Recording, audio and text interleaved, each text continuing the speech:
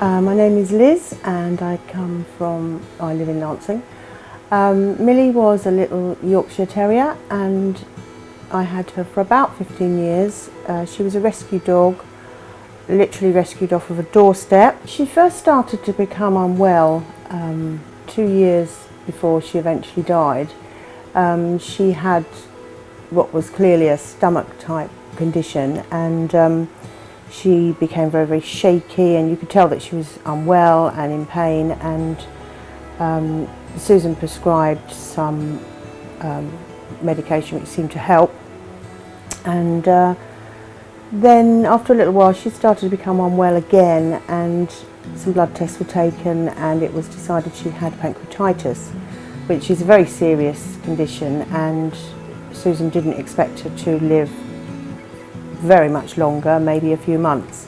But with the medication that she prescribed, which she had to take every day, 2 kinds, she went on for a further 18 months, which was remarkable really and completely unexpected. I heard about Vets2Home, Susan and Alex, from one of my daughter's friends actually, whose parents had dealings with them and had been very happy with them, and particularly, you know, obviously the end for them when they had to have their dog put to sleep at home, which is not usually an option that people have. So that's how I initially got to hear about them, because they came into the home environment, which is nice for the animal. Not many animals like going to the vet.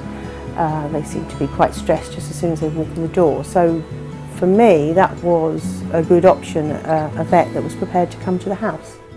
When the day actually came to having Millie put to sleep, it was not a pleasant experience, but by this time I'd got to know Susan quite well and it was a very relaxed experience. Susan's talked me through everything. Basically, the first injection in her neck was to make her very woozy, to the point where she became so sedated she wouldn't know what day of the week it was.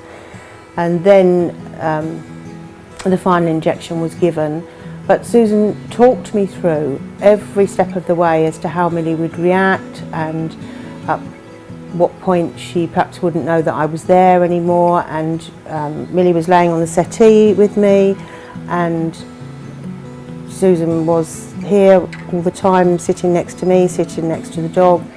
And then when Millie was properly asleep, and Susan then asked me what I would like to do with Millie, and I said she's going to be buried in the garden.